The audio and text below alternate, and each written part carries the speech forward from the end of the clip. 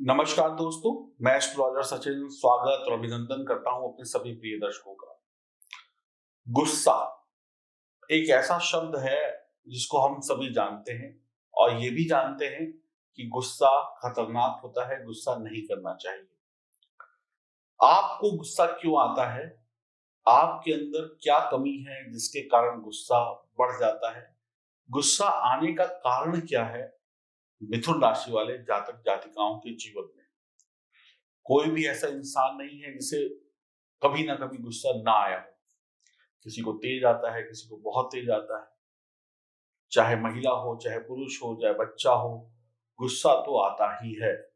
और गुस्सा होना अच्छा भी है और गुस्सा आना खराब भी है, लेकिन इंसान को नरम और गर्म बन के रहना चाहिए। मिथुन राशि के जातक जातिकाओं के स्वभाव में ही गुस्सा होता है। बात बात पर गुस्सा करते हैं मिथुन राशि के जातक जातिका। आप आसानी से अपनी गलती को एक तो मानते नहीं हैं और बहुत कोई आपको आपकी गलती के बारे में बताए तो आप उससे चिढ़ जाते हैं, चिड़चिड़ा व्यवहार करते हैं, गुस्से में उल्टा सीधा बोल देते हैं, गुस्सा दिखाने लगते हैं, आंखें दिखाने लगते हैं, कुछ ऐसे अपने बॉडी के रिएक्शन देने लगते हैं कि सामने वाले को लगे कि बस शांत हो जाओ, निकल लो यहाँ से। दूसरों की कमियां निकालने में आप माहिर हैं और गुस्सा करने में पीछे नहीं हटते, दूसरों की कमियां निकालने में आप पीछे नहीं हटते। बात करते करते सामान्य बात चल रही है, एक अच्छी माहौल में बात चल रही है, बात करते करते आप कभी कभी आक्रामक या गुस्से में चले जाते हैं। आपको पता भी नहीं चलता कि कब आप गुस्से से बाहर निकलते जा रहे हैं। एक अच्छी बातचीत गुस्से में बदलती चली जाती है। आपके दिमाग को पकड़ पाना काफी कठिन हो जाता है। आप एक पल में गुस्से से लाल हो जाते हैं, दूसरे ही पल में बर्फ की तरीके से ठंडे हो जाते हैं।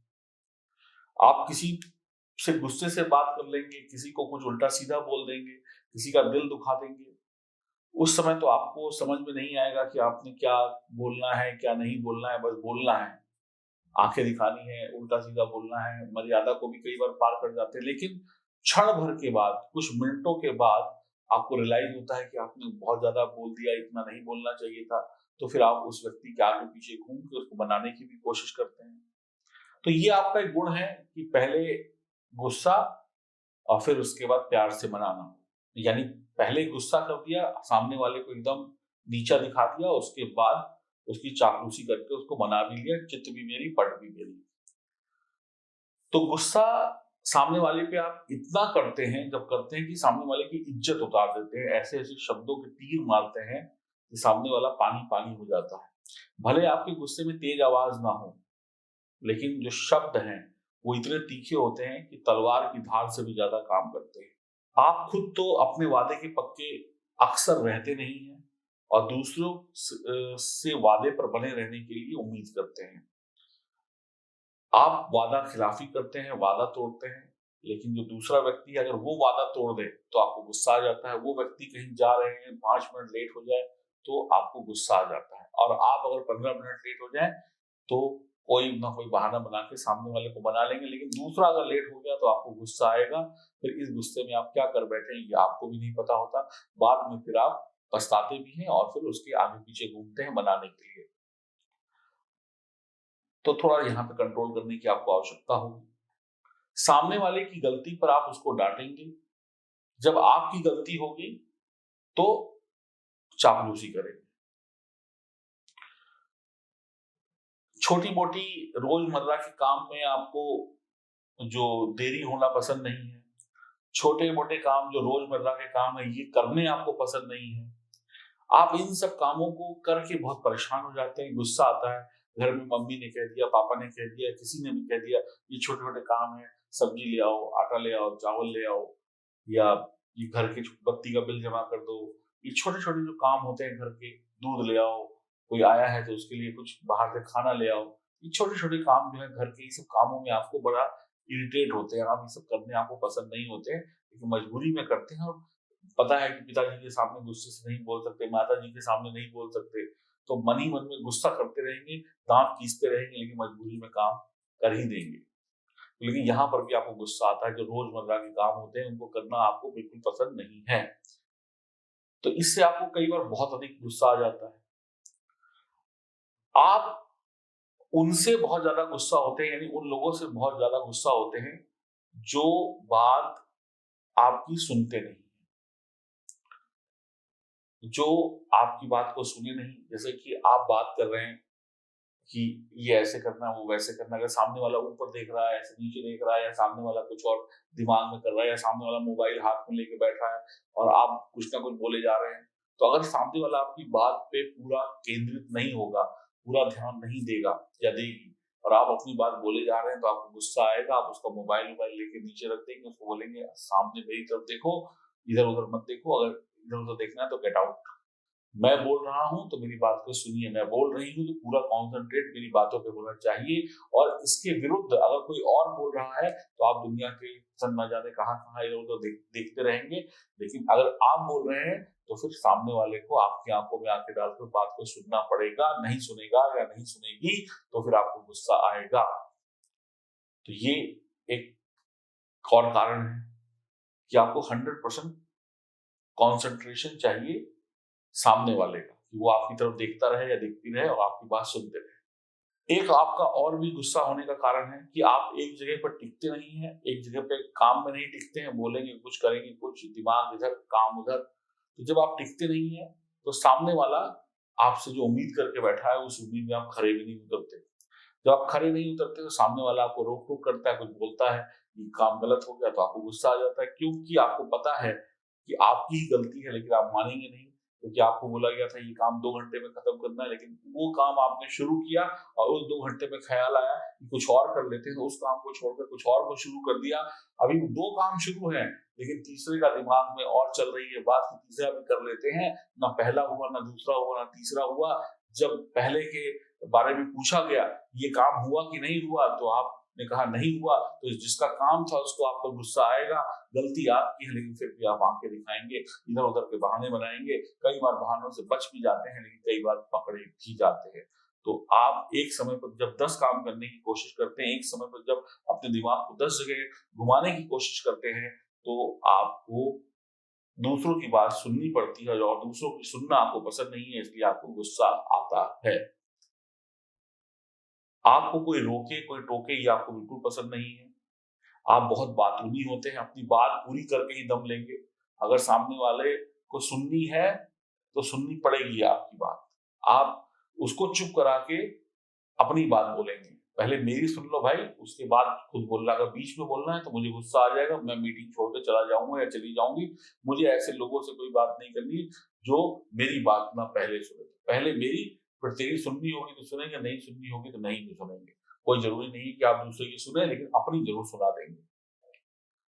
तो ये अगर रोक टोक होती है कि नहीं पहले मेरी पहले आपकी, इस रोक टोक में आपको गुस्सा आता है, क्योंकि आपको पहले आगे अपनी बात सुनानी है। आप जब भी घर में हो, रिश्तों में हो, नौकरी में हो, तो आपके दिमाग में कोई काम चल रहा है, आप बैठे बैठे काम कर रहे हैं अपनी टेबल कुर्सी पर बैठकर, और एकदम से आपका मन कर गया कि चलो ये वाला काम करते हैं।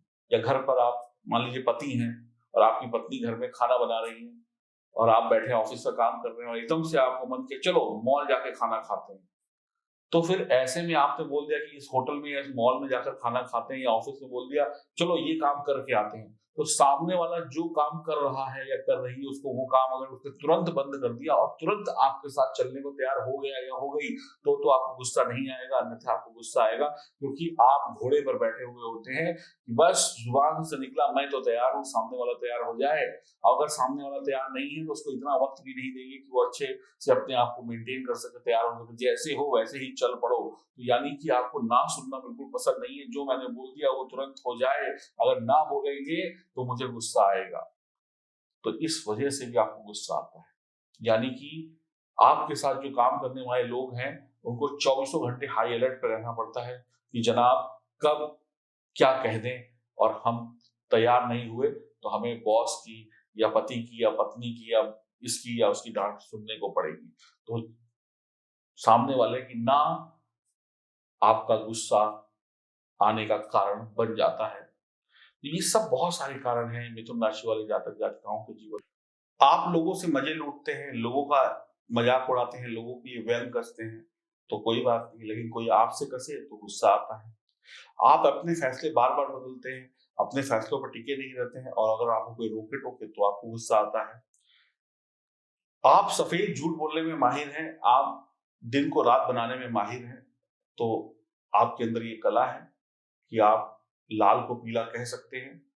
तो अगर लाल को आपने पीला कह दिया तो पीला ही होगा और आप सामने वाले को कन्विंस कर लेंगे कि ये पीला ही है। तो झूठ बोलने की कला और झूठ को इतनी चतुराई से बोलने की कला ईश्वर ने आपको दी है, इसका आप पूर्ण रूप से फायदा उठाते हैं और अगर आपने लाल को पीला बोला है तो सबको पीला बोलना पड़ेगा। अगर कोई लाल को लाल बैठ बोलेगा तो आपको गुस्सा आएगा और लड़ाई झगड़ा या वाद विवाद हो जाएगा। तो आप आंखों में आंखें डालकर झूठ बोल सकते हैं, आप एक ही वक्त में एक साथ 4 झूठ बोल सकते हैं, आप एक ही दिन में अपनी एक बात को 4 बार बदल-बदल के बोल सकते हैं। तो ये सब गुण हैं आपके और जहाँ पे अगर इसमें कोई हस्तक्षेप करता है तो गुस्सा आता है। आप बार-बार अपने इरादे बदलते हैं, अपने मूड को बदलते हैं और जब आपके मूड के अनुसार सामने वाला तैयार नहीं होता है तो आपको गुस्सा आता है। आपका फोकस बार-बार बिगड़ता है, बार-बार जुड़ता है। जैसे आपने देखा होगा ना कि आप रेडियो चलाते हैं, तो रेडियो में कभी सिग्नल आ जाता है तो गाना बजने लगता है, सिग्नल चला जाता है तो गाना बंद हो जाता है, सिग्नल वीक आता है तो गाने की आवाज़ खड़-खड़ करके आती है। तो ऐसे ही आपका जो फोकस है और ऐसे ही आपका मूड जो है बार-बार बदलता रहता है। तो कई बार पता चला कि आपने लगाया था हिंदी गाने सुनने का प्रोग्राम, हवा चली, सिग्नल बदले तो अंग्रेजी गाने बजने लग गए। तो ऐसे ही आप कब हिंदी बोलें, कब अंग्रेजी बोलें, कब उर्दू बोलें, कब फारसी बोलें, कोई समझ में नहीं आता। लेकिन जो लोग आपके साथ काम कर रहे हैं, उनको आपकी हाँ में हाँ मिलानी है, नहीं तो गुस्सा आएगा। आपका फोकस जो है वो एक जगह पे नहीं रहता, डिस्ट्रैक्शन बना रहता है और आपके काम इससे खुद भी बिगड़ते हैं, इसका नुकसान आप खुद भी झेलते हैं। जब तक आपको आपकी गलती के बारे में कोई बताता है कि भई आपने ये गलती कर दी, तो आप अपनी गलती बहुत आसानी से नहीं मानते हैं। लड़-झगड़ कर बहुत मजबूरी में मान ली तो मान ली, लेकिन आसानी से नहीं मानेंगे। सॉरी अगर बोला भी तो बहुत धीमी आवाज़ में बोलेंगे, अन्यथा बोलेंगे ही नहीं। तो आप बहसबाजी लंबी कर लेंगे, गुस्सा लंबा कर लेंगे, लेकिन अपना पक्ष रखते जाएँगे, रखते जाएँगे, रखते जाएँगे और जब लगेगा कि अब आप हारने वाले हैं या हारने वाली हैं, तो एक चेहरे पर मुस्कुराहट आएगी और उस मुस्कुराहट के साथ आप सामने वाले का दिल जीतने की कोशिश करेंगे और जीत लेंगे और छोटी-सी सॉरी बोलकर साइड से निकल लेंगे, अपना काम बन गया।